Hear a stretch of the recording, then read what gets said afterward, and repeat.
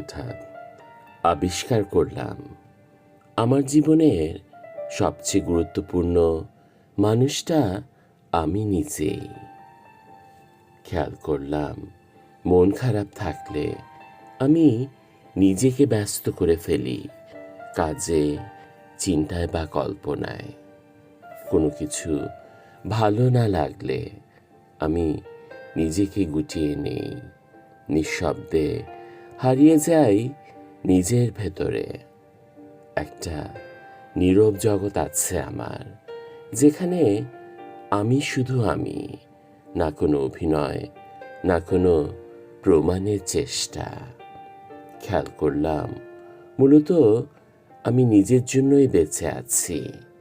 শান্তি মানে দূরে চলে যাওয়া নয়, শান্তি মানে নিজের ভেতরে ফিরে আসা। আর ধীরে ধীরে শিখে ফেলেছি নিজেকেই নিজের আশ্রয় বানাতে। হঠাৎ আবিষ্কার করলাম আমার জীবনের সবচেয়ে গুরুত্বপূর্ণ মানুষটা আমি নিজেই।